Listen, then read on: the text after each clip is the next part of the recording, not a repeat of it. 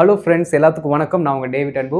இன்றைக்கி நாம் இந்த வீடியோவில் ஒரு இன்ட்ரெஸ்டிங்கான டாப்பிக்கை பார்க்க போகிறோம். என்ன அப்படின்னா, நம்ம வழக்கமாக பேசும்பொழுது சொல்லப்போனால் அப்படின்னு நிறைய இடத்துல யூஸ் பண்ணுவோம்.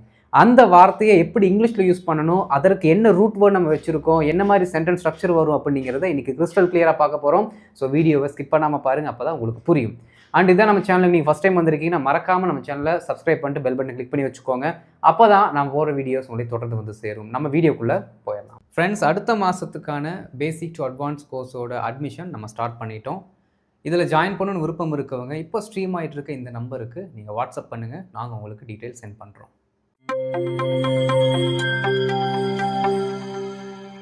ஃப்ரெண்ட்ஸ், இந்த பேசிக்ஸை ஃபஸ்ட்டு நல்லா அண்டர்ஸ்டாண்ட் பண்ணிக்கிட்டிங்கன்னா இந்த டாபிக் ரொம்ப ஈஸியாக உங்களுக்கு புரிஞ்சிடும். சரி, இந்த வார்த்தையை நம்ம அதிகமாக தமிழில் யூஸ் பண்ணுவோம், நம்மளோட வழக்கு தமிழில். எங்கே அப்படின்னா, ஒரு நெகட்டிவ் அசம்ஷனை சொல்கிறதுக்கு இந்த பர்டிகுலர் வார்த்தையை நம்ம யூஸ் பண்ணுவோம். சரிங்களா? ஒரு சென்டென்ஸ் எழுதுகிறேன், அதை வச்சு நம்ம என்ன பண்ணலான்னா, இதோட அந்த ப்ராசஸ் எப்படி இருக்கும் அப்படிங்கிறத நம்ம பார்க்கலாம்.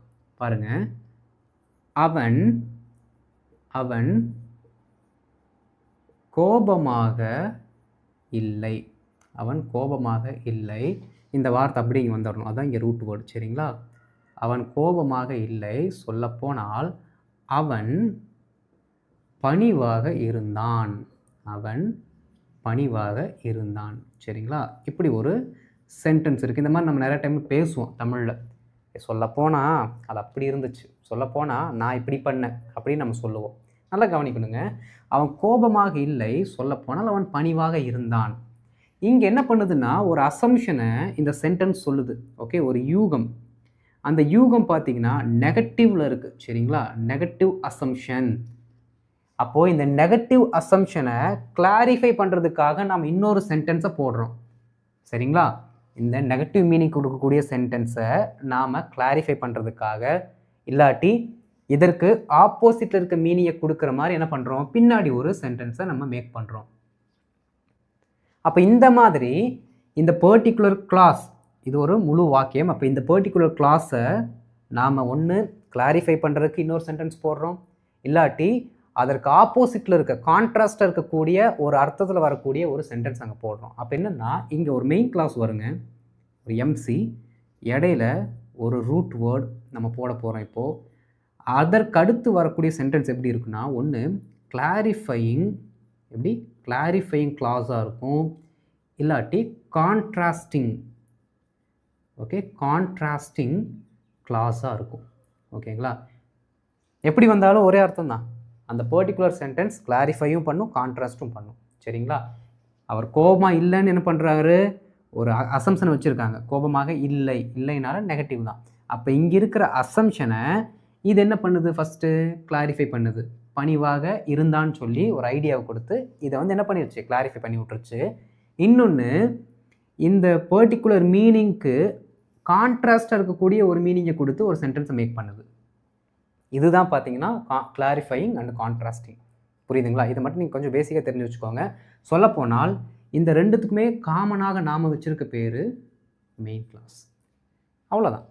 ஒரு மெயின் கிளாஸ், இந்த ரூட் வேர்டு, அப்புறம் இன்னொரு மெயின் கிளாஸ். இந்த மெயின் கிளாஸோட அர்த்தம் என்னென்னா கிளாரிஃபை பண்ணும், இல்லாட்டி கான்ட்ராஸ்டாக இருக்கிற ஐடியாவை கொடுக்கும். அதுக்காக தான் நான் தனியாக பிரித்து சொன்னேன். சரிங்களா? இப்போ பாருங்கள், இந்த சொல்ல போனால் அப்படிங்கிற வார்த்தைக்கு நாம் ஆங்கிலத்தில் வச்சுருக்க வார்த்தை கண்டிப்பாக பார்த்தீங்க அப்படின்னா இதுதான் இருக்குமா அப்படிங்கிறத நீங்கள் யோசிச்சிருக்க மாட்டீங்க. ஏன்னா இந்த பர்டிகுலர் இங்கிலீஷ் ஃப்ரேஸ்க்கு நம்ம வேறு அர்த்தம் வச்சு இவ்வளோ நாள் ப்ராக்டிஸ் பண்ணிகிட்டு இருந்தோம். பாருங்கள், இஃப் எனிதிங்.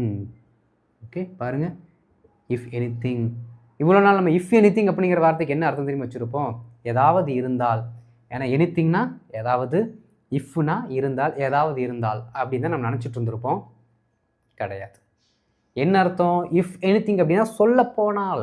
பாருங்கள், அவன் கோபமாக இல்லை, சொல்ல போனால் அவன் பணிவாக இருந்தான்.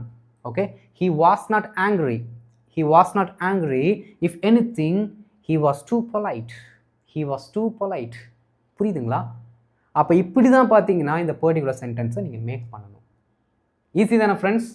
ஓகே, அப்போது இந்த மாதிரியான ஸ்ட்ரக்சரில் முதல்ல வரக்கூடிய மெயின் கிளாஸ் மேக்ஸிமம் நெகட்டிவ் சென்டென்ஸாக தான் வரும். மேக்ஸிமம்.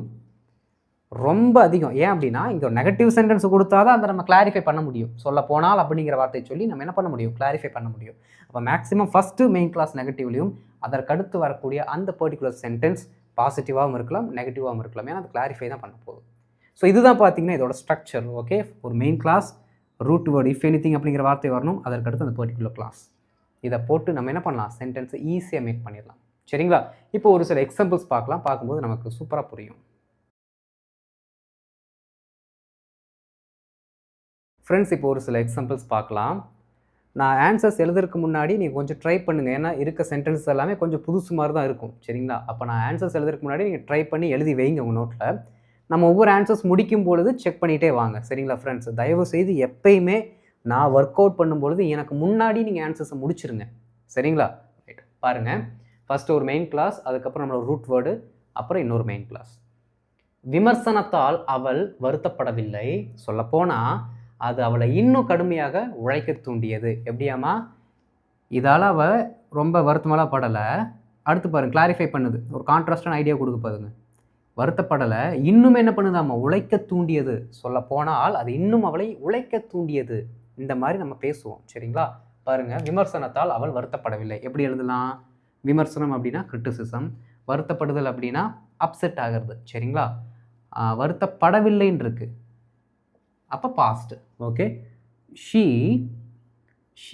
டிண்ட் கெட் அப்செட்டுன்னு நீங்கள் சொல்லணும். சரிங்களா? ஷீ டிண்ட் கெட் அப்செட், வருத்தப்படலை அப்படின்னு அர்த்தம். எதால்? விமர்சனத்தால். அப்போது by the criticism, by the criticism. Okay, right. சொல்ல போனால் ரூட் வேர்டு என்ன? If anything. Very good. சொல்ல போனால் அது அவளை இன்னும் கடுமையாக உழைக்க தூண்டியது. ரொம்ப சிம்பிள், மோட்டிவேட் ஆனாங்க அப்படின்னு அர்த்தம். சரிங்களா? If anything she was motivated to work even harder. அவ்வளோதான். பாருங்க, she was motivated to work even harder. இன்னும் அவளை கடுமையாக உழைக்க தூண்டியது. ஓகே, மோட்டிவேட்னா அவள் உற்சாகப்படுத்தப்பட்டாள் அப்படின்னு அர்த்தம். புரியுதுங்களா? பாருங்க, she didn't get upset by the criticism. If anything, she was motivated to work even harder. ரொம்ப சிம்பிள், சூப்பரான சென்டென்ஸ். நிறைய டைம் சொல்லி பார்க்கணும். அப்போ தான் இந்த சென்டென்ஸ் எல்லாம் உங்கள் மைண்டுக்குள்ளே பதியும். இதே மாதிரி இருக்கக்கூடிய வேறு சென்டென்சஸ் நீங்கள் என்ன பண்ணலாம், சப்ஜெக்டை மட்டும் மாற்றி நீங்கள் பேசலாம். சரிங்களா? அப்படி தான் நீங்கள் ப்ராக்டிஸ் பண்ணணும். அடுத்து பாருங்கள், அந்த வடிவமைப்பு அசிங்கமாக இருப்பதாக நான் நினைக்கல. சொல்லப்போனால் அது மிகவும் நேர்த்தியாக சூப்பராக இருக்குது அப்படின்னு நம்ம சொல்கிறோம். சரிங்களா? அது வந்து அசிங்கமாலாம் இருக்குன்னு நான் நினைக்கல, சொல்லப்போனால் சூப்பராக இருக்குது அப்படின்னு நம்ம சொல்கிறோம். பாருங்கள், அந்த வடிவமைப்பு அசிங்கமாக இருப்பதாக நான் நினைக்கவில்லை. ஐ டிண்ட் ஃபைண்ட். பாருங்கள், இந்த பர்டிகுலர் ஸ்ட்ரக்சர் தான் நீ யூஸ் பண்ணும். ஐ டிண்ட் ஃபைண்ட், எனக்கு அது தப்பாக தோணலை. I didn't find anything wrong in it. I didn't find anything wrong in that அப்படின்னு நம்ம சொல்லலாம். இது ஒரு நல்ல வார்த்தைங்க, ஃபைண்டுங்கிற வார்த்தை. நிறைய இடத்துல யூஸ் பண்ண நீங்கள் கற்றுக்கணும். ஓகே, ஐ டிண்ட் ஃபைண்ட், அது அசிங்கமாக இருப்பதாக நான் நினைக்கவில்லை. ஐ டிண்ட் ஃபைண்ட் த, புது அமைப்புன்னு வச்சுக்கலாம். ஓகே, புது வடிவமைப்பு, new design to be ugly. Okay, எப்படி? அசிங்கமாக இருப்பதாக அப்படின்னு இருக்குங்களா? அப்போ டு பி அக்லிங்கிற வார்த்தையை நம்ம யூஸ் பண்ணணும். ஓகே, சொல்ல போனால் இஃப் எனிதிங் கமா, அது மிகவும் நேர்த்தியாக இருக்கிறதுன்னு நான் நினச்சேன். நான் சிம்பிள் எழுதியிருக்கேன், ஆனால் அந்த வார்த்தையை நீங்கள் கரெக்டாக கம்ப்ளீட் பண்ணி எப்படி அர்த்தம் வரும்? நான் அப்படி நினைக்கல, இப்படி நினச்சேன். ஓகே, அது மிகவும் நேர்த்தியாக இருக்கிறதுன்னு நான் நினச்சேன். ஓகே, ஐ தாட், எப்படி நினச்சேனாமா? I thought it was elegant. It was elegant. Okay, இங்கே ஐ வந்து ஸ்மால் லெட்டரில் போட்டுக்கலாம். பாருங்கள், I thought it was elegant. I thought it was elegant, அதாவது நான் இப்படி நினைக்கலைங்க, சொல்லப்போனால் இப்படி நினச்சேன். I didn't find the new design to be ugly. If anything I thought it was elegant. If anything I thought it was elegant. Simple. அடுத்து பாருங்கள், அந்த நிறுவனம் நஷ்டம் அடையவில்லை. சொல்லப்போனால் அவர்களின் லாபம் இதுவரை இல்லாத அளவிற்கு அதிகமாக இருக்கிறது. ஓகே, ரெண்டுமே ப்ரெசென்ட்டில் தான் இருக்குது. நஷ்டம்லாம் ஆகலையாம இப்போது சொல்லப்போனால் இன்னும் என்னவாயிட்டு இருக்காம அதிகமாகிட்டு இருக்கு பாருங்கள். அந்த நிறுவனம் நஷ்டம் அடையவில்லை.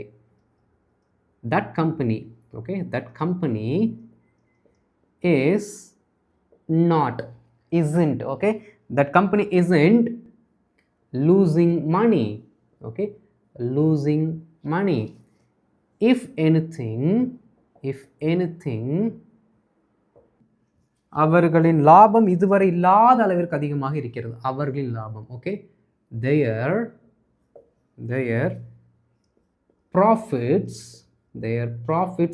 are at an all time high. இது ஒரு ஃப்ரேஸுங்க, நீங்கள் தெரிஞ்சு வச்சுக்கோங்க okay. all time high and all time high at an all time high. இப்படி கொஞ்சம் கொஞ்சமாக நீங்கள் என்ன பண்ணிக்கணும் அப்படின்னா வார்த்தையை படிச்சுக்கிட்டு வரணும். all time high and all time high at an all time high அதான் ப்ராப்பரான ப்ரிப்போசிஷன். சரிங்களா? பாருங்கள். that company is not losing money. that company is not losing money. if anything their profits are at an all time high.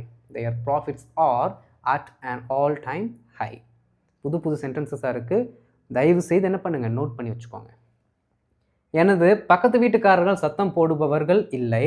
சொல்லப்போனால் அவர்கள் சற்று அமைதியாகவும் ஒதுங்கியும் இருப்பார்கள். ரொம்ப நாய்ஸெல்லாம் பண்ணுறவங்க இல்லை, அவங்க ரொம்ப ரிசர்வ்டாக இருக்கிறவங்க, ரொம்ப சைலண்ட்டாக இருக்கிறவங்க. எழுதலாமா? பாருங்கள். My neighbours okay my neighbours are not noisy. if anything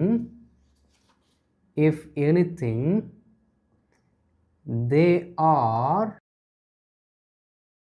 a bit okay they are a bit too quiet and ரிசர்வ்டுனா யார்ட்டையுமே பேசாமல் தனியாகவே இருக்கிறதுங்க. எதுவுமே பேச மாட்டாங்க, அமைதியாகவே இருப்பாங்க. அவங்க தான் ரிசர்வ்டு. பாருங்க. my neighbors are not noisy. if anything they are a bit too quiet and reserved. if anything they are a bit too quiet and reserved.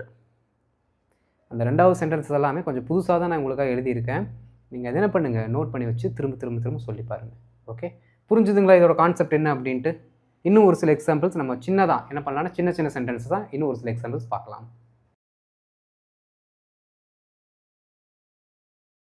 இப்போ எல்லாமே சிம்பிளான சென்டென்சஸ். பாருங்கள், உங்களுக்கு ஈஸியாக அந்த சென்டென்ஸை சொல்ல முடியுதான்னு பாருங்கள். அவர் ஒரு மோசமான வீரர் இல்லை, ரொம்ப பேட் பிளேயர்லாம் கிடையாது. சொல்லப்போனால் அவர் மிகவும் திறமையானவர். இந்த சென்டென்ஸை பார்க்கும்போதே ஈஸியாக நீங்கள் ஐடென்டிஃபை பண்ணியிருப்பீங்க. எழுதிடலாமா? வாங்க. அவர் ஒரு மோசமான வீரர் இல்லை. he is not a bad player. அவ்வளோதான்.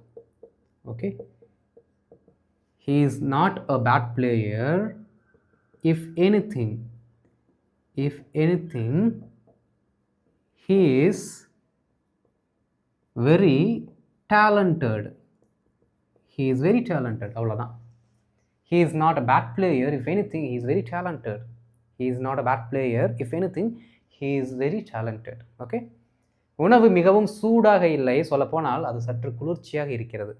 உணவு ரொம்ப சூடாக இல்லை, சற்று குளிர்ச்சியாக இருக்கிறது. எழுதிடலாங்களா? பாருங்கள், இங்கிருந்து ஆரம்பிக்கலாம். Okay, the food isn't too hot.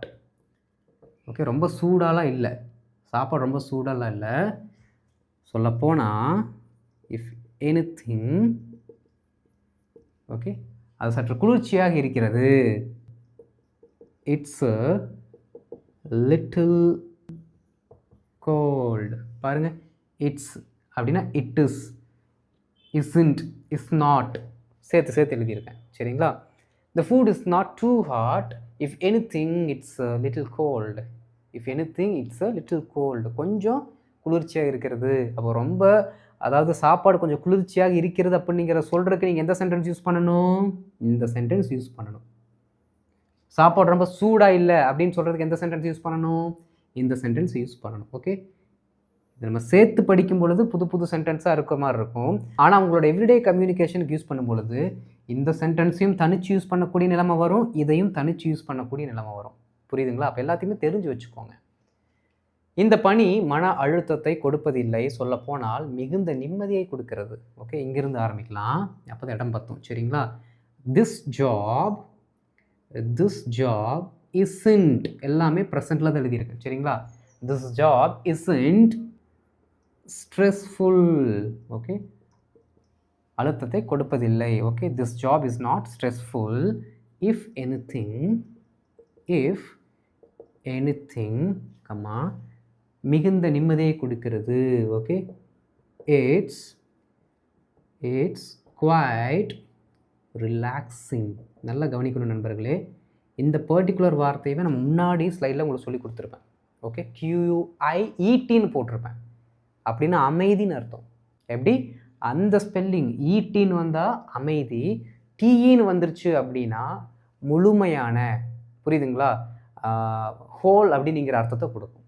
Right? பாருங்கள், if anything it's quite relaxing, மிகுந்த முழுமையான நிம்மதியை கொடுக்கிறது அப்படின்னு அர்த்தம். ரைட்? அடுத்து பாருங்கள், அவர்கள் சோர்வாக இல்லை, சொல்லப்போனால் மிகுந்த ஆற்றலுடன் இருக்கிறார்கள். இது உங்களுக்கு தெரியும், நீங்கள் டக்குன்னு எழுதியிருப்பீங்க நான் எழுதுறதுக்கு முன்னாடியே. தே ஆர் நாட், இரண்டுமே கரெக்ட் தான். சரிங்களா? They are not tired. Okay, they are not tired. If anything they are full of energy.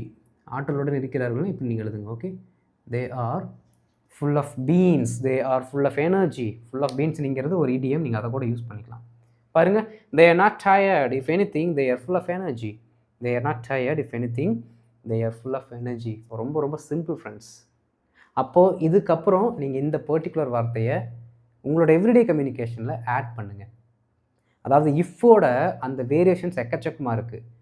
அதில் குறைஞ்சது ஒரு 10 வேரியேஷன்ஸாவது நீங்கள் என்ன பண்ணணும்னா உங்களோட எவ்ரிடே கம்யூனிகேஷனில் இம்ப்ளிமெண்ட் பண்ணி ப்ராக்டிஸ் பண்ணால் தான் உங்களோட லாங்குவேஜ் ரொம்ப கேஷுவல் லாங்குவேஜாக இருக்கும். சரிங்களா? அந்த வேரியேஷன்ஸில் இந்த இஃப் எனிதிங் அப்படிங்கிறது ரொம்ப ரொம்ப முக்கியம். ரைட்? ஓகே, இந்த வீடியோ உங்களுக்கு பிடிச்சிருந்துச்சுன்னா மறக்காமல் லைக் பண்ணிட்டு மற்றவங்களுக்கு ஷேர் பண்ணுங்கள், அவங்களும் தெரிந்து கொள்ளட்டும். அண்ட் இதான் நம்ம சேனலுக்கு ஃபஸ்ட் டைம் நீங்கள் வந்து இப்போ தான் என்ன பார்க்குறீங்க அப்படின்னா மறக்காம நம்ம சேனலை சப்ஸ்கிரைப் பண்ணி வச்சுக்கோங்க. அண்ட் பெல் பட்டனை கிளிக் பண்ணி வச்சுக்கோங்க. அப்போ தான் நான் போடுற வீடியோஸ் உங்களுக்கு தொடர்ந்து வந்து சேரும்.